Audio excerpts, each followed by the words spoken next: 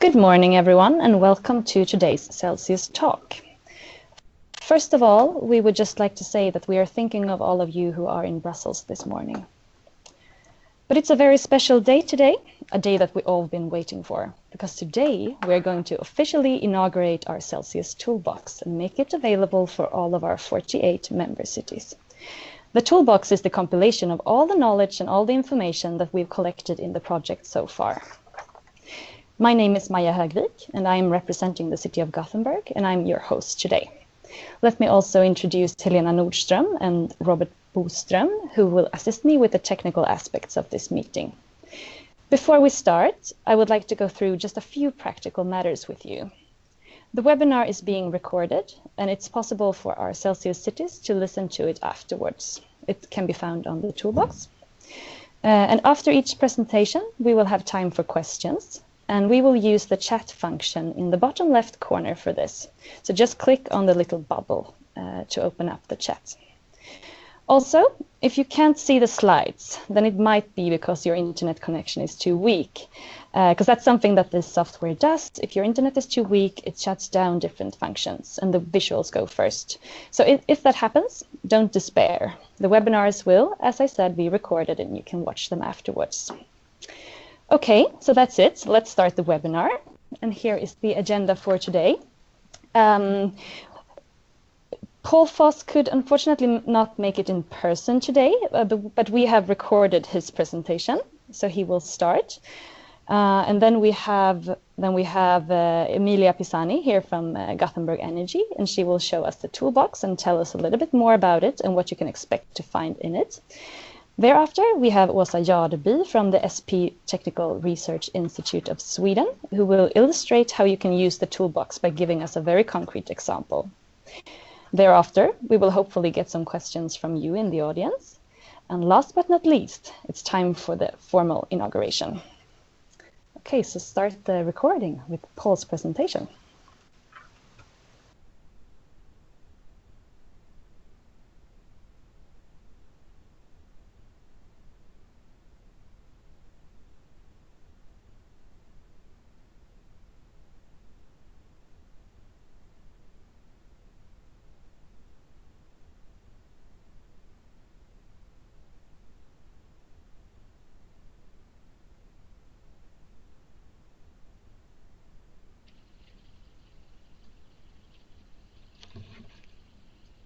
Coming to you live from a very sunny balcony overlooking the Adriatic today. And the sun is very bright and the sea is very blue. And I think that the hotel I'm in has a district heating system, but honestly, with this view, who cares? All that said, I'm delighted to be with you. I'm sorry that I can't be in Sweden in person, but I'm happy to be with you on the call today. Not only because I'm a big supporter of the Celsius project, but also because I'm particularly interested in the toolbox that is going to be opened up for us today. No matter how many times I give these kinds of keynote speeches and other talks about district heating, I still find myself surprised to be doing them, mostly because I really never wanted to work in this industry and actually tried quite hard to avoid it.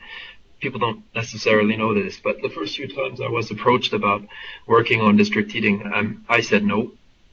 And I said no for a very simple reason. In my mind, district heating was all about coal, all about the past, and all about things that we needed to be moving away from, and I really wasn't interested in getting involved. It's only because I had the good fortune to talk with my older brother, who's an electrical engineer and an energy enthusiast, who said to me, you're really stupid. Now, he always says that to me, but this time he really insisted, and he talked to me for a few minutes about district heating and what a promising technology it is. And so I decided that I would actually like to get involved, and the people who had asked me were kind enough to give me a third opportunity. And I find myself here.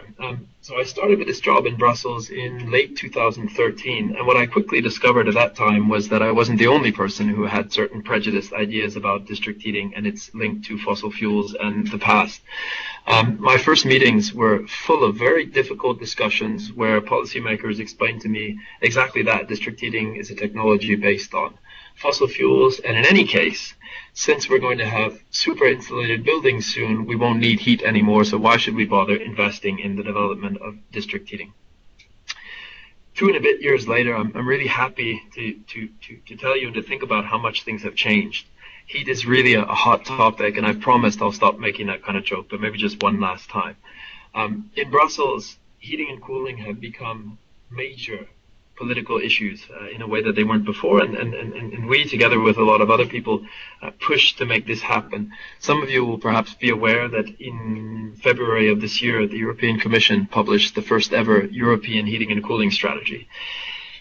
And it's a high-level strategy, which is a very Brussels way of saying there's not that much detail in it, but there are a few things that really jump out off the paper, and a few things that we're really excited about. The first is it's made clear that heating and cooling are and will remain the main source of energy demand in Europe. It's about half of the energy that we need, which makes it absolutely essential to think about the way we provide that heating and cooling as we think about the management of the energy transition. Another thing it does is recognize the central role that district heating networks are going to have to play in delivering low carbon energy into our cities. And the third thing that I find so exciting is it makes it very clear that local authorities are going to have an important role to play in getting all that done. So all in all, a lot of progress in 2 years, a lot to be excited about. And what I really notice is it's making it easier for us to do our job to make the regulatory environment for district heating better, because there is a receptiveness and an openness to district heating at the level of the European Union that we haven't seen before. And it makes everything better. It makes it easier for us to deliver what we're trying to do for the industry. So all is pretty well in Brussels at the moment. The thing is, though, it's not enough. You all know this. There is an inherently local aspect to district heating. That means however much we work at the level of the European Union, it will never be enough if it's not matched by efforts at national and ultimately local level. Cities are absolutely key to the development of district heating and cooling. Cities are the places where we can turn the principles that we discuss in Brussels into practice, where we get the pipes in the ground, where we can deliver the energy transition that people want and the sustainable heat that people need, building by building, street by street. And by the way, talking of local things, I'd be interested to know if anyone's aware of plans for the city of Brussels to join your initiative, because I've still got a gas boiler at home. And every time I look at it, I just see a market failure and I see a missed opportunity. We can do so much better. And you're all doing that. Your work gives sense and purpose to my work. And I'm extremely grateful to everyone who's working on the CELSIUS project and everyone who's working on developing district heating at local level for the things that they're doing. We say something quite often at Euroheat and Power, which has, I think, helped certain people understand why this is so important. No energy transition without sustainable cities. No sustainable cities without sustainable heat. And no better solution than district heating and cooling. So with all that in mind, I cannot wait for Emilia to open up her toolbox and take us through it. And I look forward to not only the rest of this seminar, but to watching CELSIUS and its partners continue their exciting journey. Thank you very much and have a wonderful event. Thank you so much, Paul, for a very inspiring keynote speech. So then I would like to give the floor to Emilia Pisani, who is going to guide us through the toolbox. The floor is yours, Emilia. Thank you. Thank you, Paul, for that wonderful introduction, and Maya for moderating this webinar. Great job as always. And thank you all for joining us today. You know, we have a mystery here in Gothenburg Energy. Every year, the entire water content circulating in our district heating system disappears. That is 80,000 cubic meters that need to be replaced yearly. They have performed all sorts of tests and we still have no idea where they go. It's a mystery. So, again, warm welcome to our 48 member cities and to our partner organizations. Welcome to the launch of the CELSIUS Toolbox, your toolbox. Today, I'm going to give a brief presentation on what it is, where the information comes from, how it is structured, and how to navigate within the toolbox to find the desired information, to simply expand your knowledge on district heating and cooling systems. What is the CELSIUS Toolbox? It's a place where we have gathered informations, facts, and experiences from the Celsius project. The goal is for our Celsius cities to have access to a knowledge base that will help them plan, develop, and optimize their district heating and cooling networks. But as you all know, developing a district and cooling system is complex and a long-term process with many stakeholders and a learning curve that's based on trial and error. There's not a simple answer, but a world of possibilities depending on geographic location, economic resources, sociopolitical climate, and much, much more. So the challenge was to fit 3 years of research, analysis, and developments onto a platform that would be flexible enough to cater to cities across Europe, regardless of their climate or maturity of their district heating and cooling network. Let's just say it gave some of us a couple extra white hairs since we started working on this wiki. But all is well that ends well. Though it's not done yet, but we're getting there. In the end, we decided to build the toolbox as an online wiki where users can find the information they're looking for according to specific situation and needs. The available information is organized around 5 elements: the roadmap, the technical toolbox, the social toolbox, the demonstrators, and the Celsius cities. Each element in turn is organized into sections. In the Celsius roadmap, you will find general and overarching information. It is meant to give a holistic introduction to the different aspects of district heating. Then point to relevant articles in the wiki around the given subjects. The roadmap is organized around 3 themes. These are recurrent throughout the wiki. Creating the market is focused on securing demand. It ranges from implementing the adequate network infrastructure to developing a customer base. Low carbon production introduces solutions that can ensure a low carbon energy mix through renewable sources and waste energy recovery. System optimization aims at enhancing the performance of the whole value chain to which the network belongs. It includes different types of operational strategies and best practices to increase the performance of the district heating and cooling network, both on the utility and end user sides. The technical toolbox, as the name indicates, contains articles containing technical information. For example, best available technologies, methodologies for energy mapping, tools for optimization, and much, much more. It is organized around 5 sections: energy demand, supply of renewable and waste energy, system integration, storage, and peak shaving. On the other hand, the social toolbox focuses on the social, economic, and political aspects of district heating and cooling development. It also contains 4 sections. They are end-user engagement, business models and funding, regulations and policy frameworks, as well as case studies and methodologies. The CELSIUS project is an information transfer and demonstrator-based EU Smart Cities project. As such, as most of you know, we have 30 demonstrators, 20 that were already in place when the project started, and 10 that have been developed and constructed throughout the project.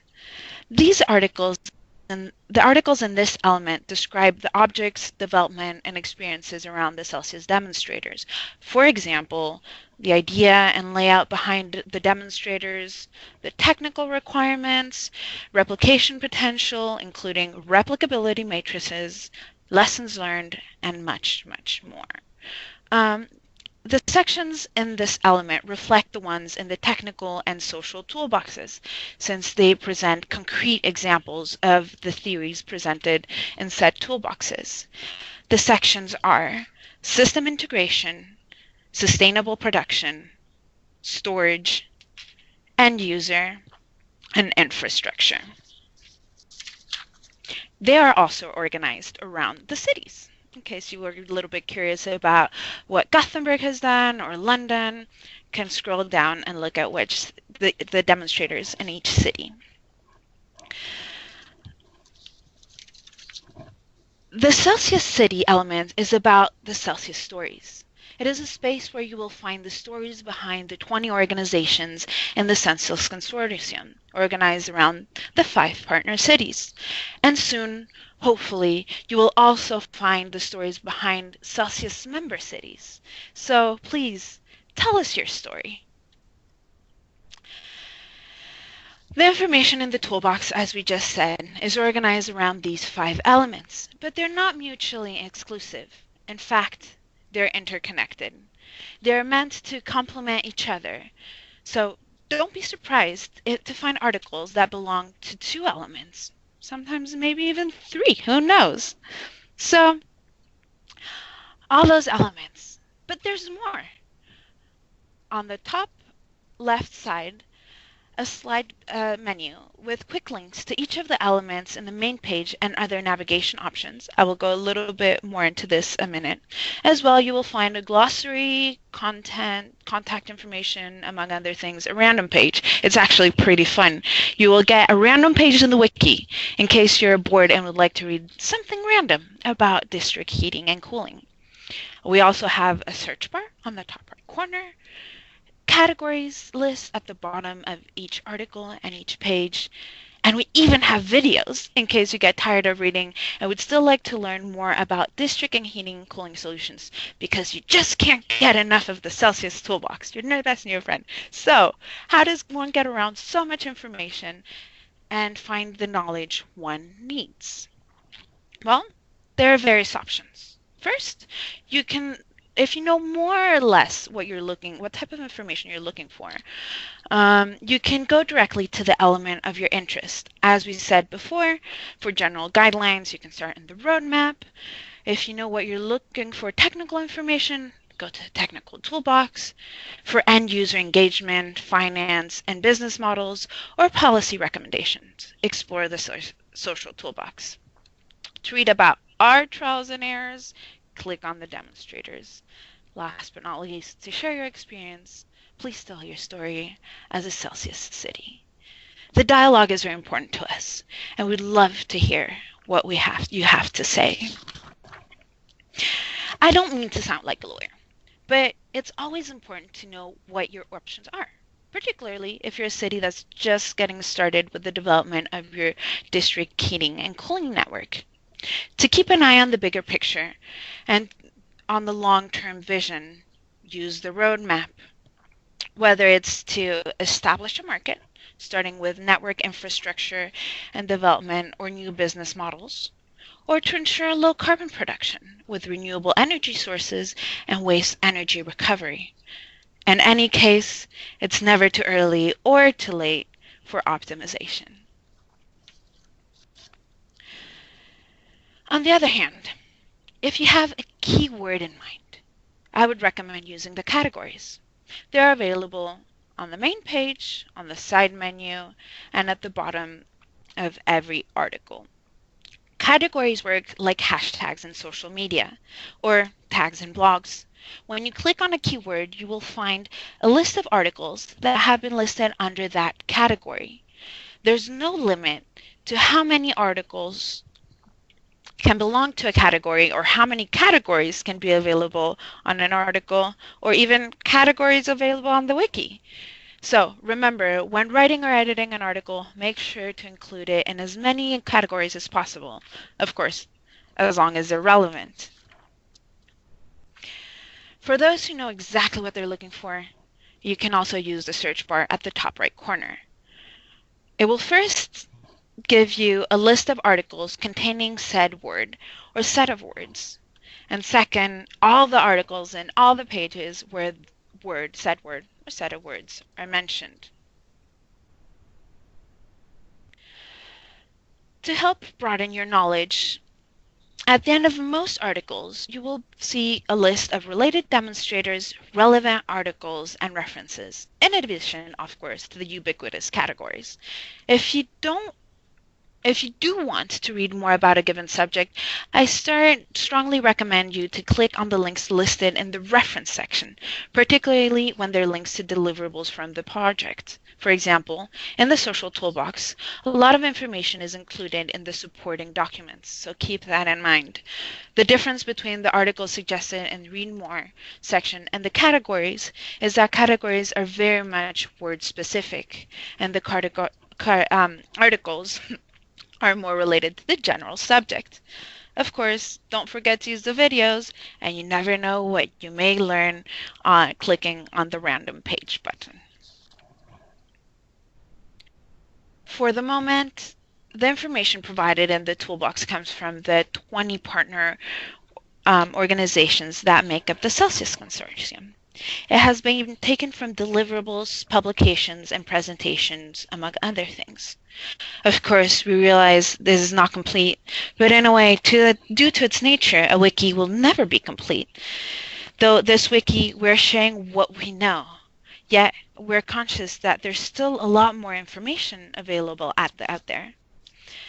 And that is why we're looking forward to improving it and making it grow. We will keep on uploading information generated within the CELSIUS project. We're also looking to find partner projects or organizations that would like to contribute their findings and conclusions. But first and foremost, we're counting on you, the users of this wiki, to make it one of a kind. The principle of a wiki is that anyone can contribute and improve it, so together we can make it into something quite unique. Imagine the first European information sharing platform on district energy. Wouldn't that be great? We don't have all the answers, but we don't pretend to do so. Hopefully together we can arrive at a smart, energy-efficient Europe. I know it might sound quite a bit overwhelming to edit and contribute a wiki. I won't lie, there's a bit of a learning curve. In fact, I see my colleague Patrick here laughing with a big grin. He's the one responsible for the demonstrators. Don't worry, once you get the hang of it, it's not so bad. Yeah. And we're here to help. To start, there's an editor's guide. You can find the link on the side menu. And there's also an instructional video available in the editor's guide and in the video menu.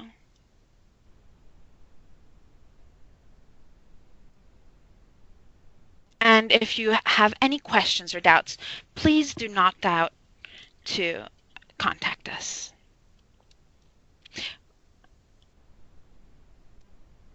Thank you so much, Emilia. Sorry. Still a couple more. I know you're tired. I have a lot to say, but just one last thing. How are you guys going to get access to this? So this afternoon, you will get an email with your username and a temporary password. First thing you'll have to do is go on to the Toolbox main page, and then on the top right corner you will see a link to log in. The first time you log in, you will have to change that temporary password. Make sure you use something you remember. You can reset it, but still, it's always a problem. Personally, I change. Your username will be first name and the first letter of your last name. If you want something different, do not hesitate to contact me. That can easily be done. The city contacts are the ones provided by your city representatives to our city representatives. So if by the end of today or tomorrow you still have not received an email with your username and password, first check your junk mail, and if not, send us an email and we'll get that solved. So thank you very much for your attention. Thank you, Emilia, for this very good introduction to the toolbox. Do we have any comments or questions?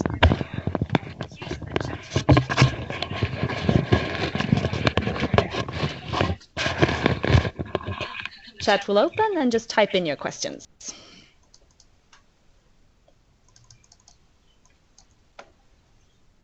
No questions for Emilia. Everything is crystal clear at this moment.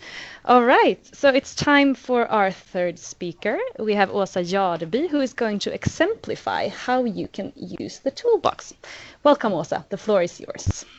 Thank you very much for that introduction, Maya. I'm going to try to link my presentation to Emilia's presentation and show you actually in the toolbox how to navigate it. But I want to show you it by taking an example of heat pumps and district heating and cooling systems. So first I'm going to give you a short introduction on the topic and then show you how to find it in the toolbox.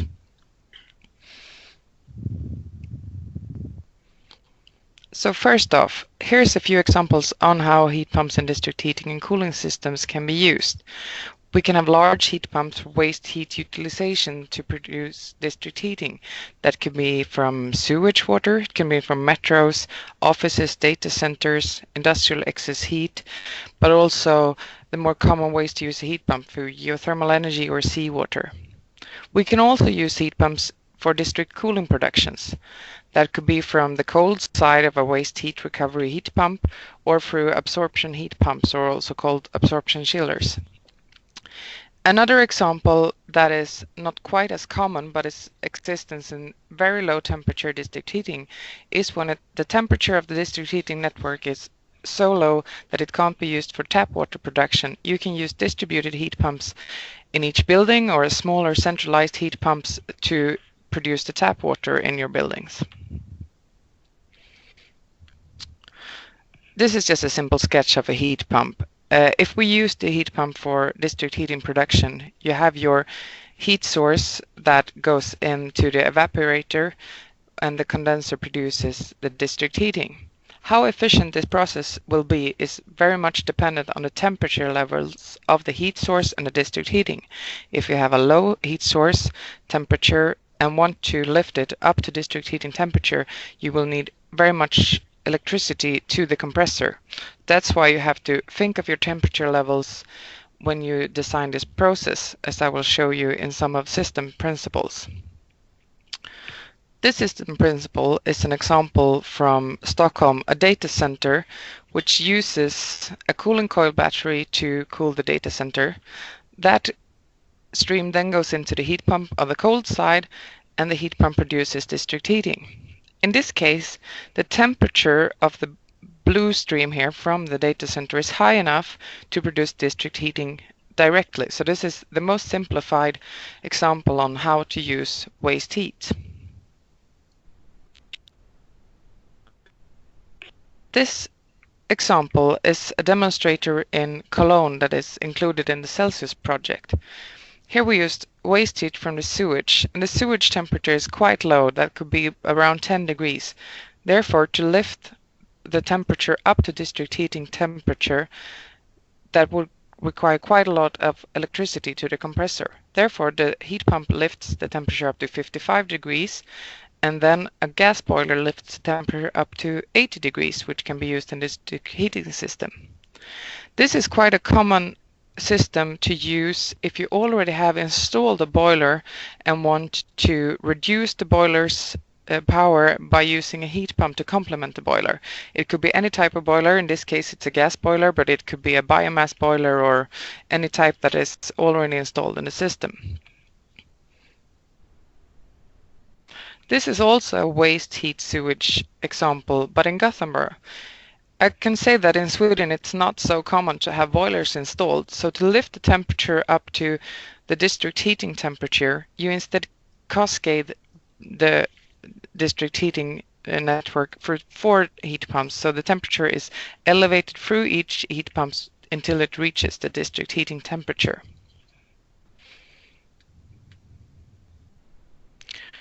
For district cooling production, this is another data center also located in Stockholm, but this is a much more not so simplified example as the last one I showed you, because this time the heat pump actually has the district cooling system as the cold side, which is heat exchanged to the streams that goes through the cooling coils to the data center. So the heat pump actually produces district cooling on one side and district heating on the other side, which gives it a very high efficiency, since you get 2 products from the heat pumps, but only providing it with the same amount of electricity as you would if you only would use the district heating side.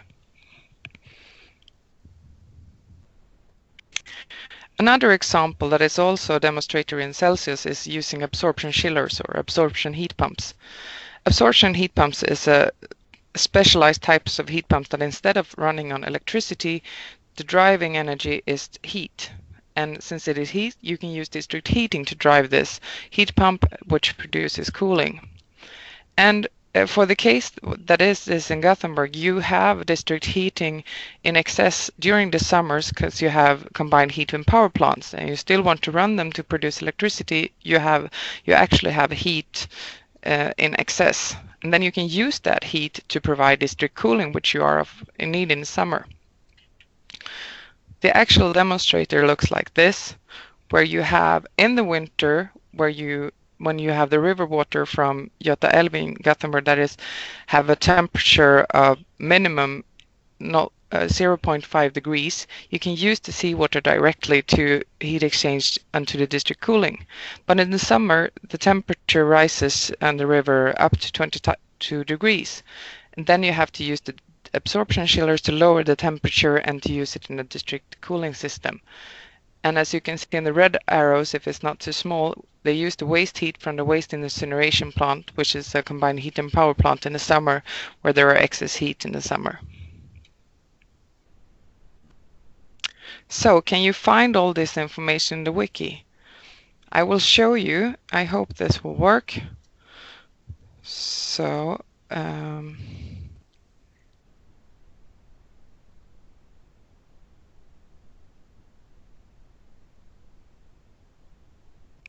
just a second and show you my Explorer. So this is the main page of the wiki, and now I will show you through some of these examples how to find them. And I hope you will recognize everything from Emilia's presentation, so I will try to link back to that. In the top we have a search function. Let me try to search on waste heat, for example. As I type, you can see there's a drop-down menu, because there's a lot of page titles that actually starts with waste heat. And probably most things that I've talked about will end up here, but I will show you by clicking on the containing when I got all matches. The search function gives first the page title matches, where you can see everything that has waste heat in the title. If I scroll quickly down here, you can also see that there's a page text matches. That is all matches that have waste heat somewhere in the text. I would say that waste heat is maybe not the best search words for finding in text matches, because probably most of our titles have heat in it in some way. But you can find here that I have the waste heat from data center. Let me click that one. And as Emilia showed, there are roadmap themes. This theme is a production theme, and the article is an article within the CELSIUS Technical Toolbox. That is, it's a technical article describing the technical installation. If you look at the contents, there's a lot of information here. You can have the best available technology on where to place it in a geographical location, design, and the use of electricity. I just want to show you the heat recovery, and here's a lot of information about the examples I show you. If I click on this picture, you probably recognize it from my presentation. I will not go through this text, but if you're interested to know more about the data centers, you can use your login that you will get later this afternoon and look at this page. So let's go to the start page again and show you another way to find your way around the toolbox. Let's look at demonstrators. You can either find them in the middle of the page here by using the element, or you can use the sidebar menu on the left.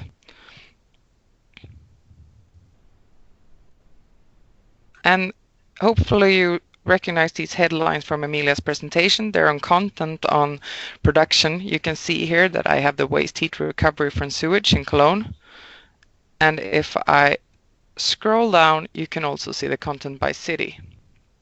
So if I click this, Cologne, waste heat recovery, you can see that this is on the team production also, but it's in an article about a CELSIUS demonstrator. This is an actual demonstrator.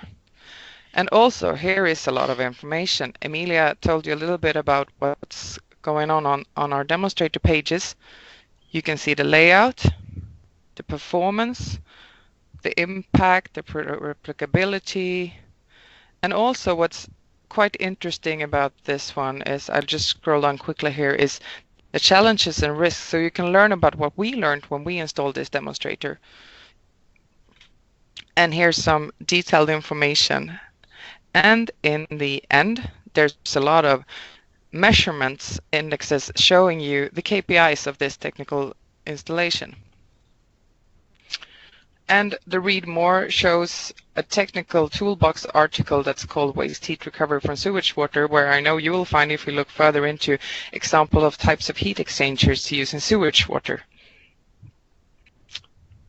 So just the last example, the absorption chillers, where to find them. If I go to the main page again and start over, let me try the themes and use the production theme. Because since we produce cooling, I would guess that they are in the production team. And on A here, you can find both absorption cooling in Gothenburg, which is the actual installation, and absorption cooling technology, that is more of a guidance on the technology. If I click on this one, you can see that this is very similar to the sewage water in Cologne. This is also an article about the CELSIUS demonstrator and a roadmap theme on production. And this is laid out in the same way as the following page. You can find the replicability, the challenges and risks, the technical requirements, the lessons learned, and so on. So I hope you have found this little tour interesting, and to see how you can find some information, and that you will use your login to read more about the different things that you can find in this one. Thank you very much. Thank you, Åsa. That was a great illustration of how we can use the toolbox. Do we have any questions or comments for Åsa? Or for Emilia, for that matter?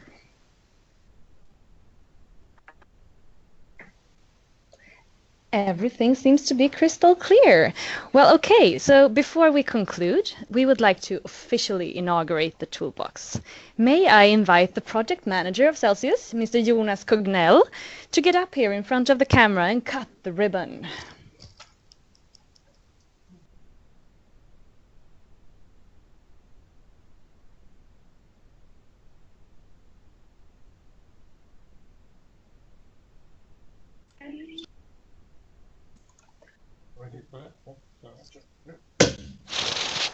Woo!